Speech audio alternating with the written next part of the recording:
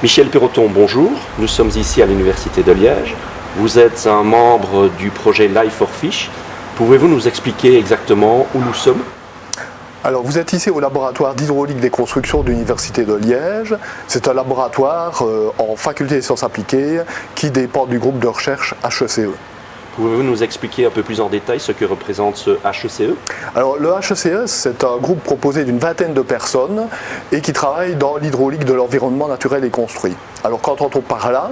Dans le cycle hydrologique, nous nous occupons à la fois de l'hydrologie, de l'hydraulique des rivières, de tous les écoulements de surface, mais aussi des écoulements sous pression, ainsi que des écoulements sur les structures.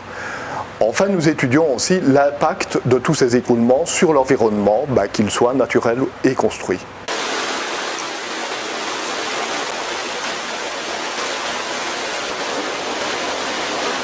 Pouvez-vous nous expliquer un peu plus en détail comment vous réalisez effectivement toutes ces recherches à caractère écologique ?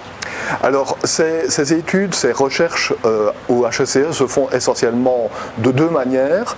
Nous développons une série de codes numériques pour toutes ces modélisations d'écoulement et nous faisons aussi des essais en laboratoire, des essais physiques, avec une interaction très forte entre les deux que nous allons d'ailleurs retrouver ici dans le cadre de ce projet.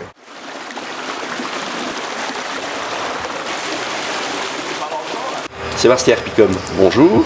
Votre collègue, M. Michel Perroton, nous a expliqué ce que représentait le HECE. Pouvez-vous nous expliquer ce que vous avez réalisé comme développement dans le cadre de ce projet Life for Fish ? Nous développons des outils de modélisation hydraulique, des outils de modélisation numérique et des outils de modélisation expérimentale. Et donc ces outils servent à objectiver, à caractériser des conditions d'écoulement, par exemple dans des rivières.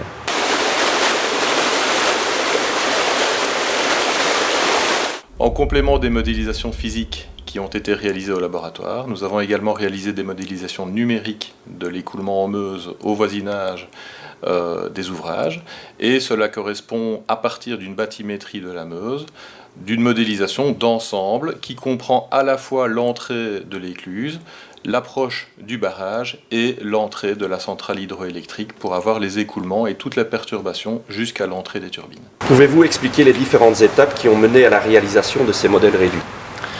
Alors, nous sommes partis des données d'observation de poissons sur le terrain réalisées par la société Profish et des conditions générales qui prévalaient dans les rivières à ce moment-là. Donc, débit dans les rivières, position des barrages, hauteur d'eau. Sur base de ces données, nous avons réalisé des modélisations numériques des écoulements en amont des sites de façon à définir précisément en chaque endroit les conditions de vitesse et de hauteur d'eau. Ces données ont été croisées avec les positions de poissons de façon à objectiver le comportement des poissons par rapport aux variables d'écoulement. Sur base de ces résultats, nous avons cherché à concevoir des ouvrages de dévalaison, des ouvrages d'attrait des poissons, le mieux dimensionné possible, le mieux positionné possible pour aller chercher ces poissons qui sont en amont des centrales et qui cherchent à passer vers l'aval. Une fois donc que nous avons conçu ces ouvrages de dévalaison, nous les avons réalisés sur des modèles physiques qui sont plus précis, plus représentatifs à petite échelle que des modèles numériques, de façon à valider les solutions proposées et à s'assurer qu'elles permettront effectivement d'attirer les poissons et de les conduire de façon sécuritaire en aval des barrages.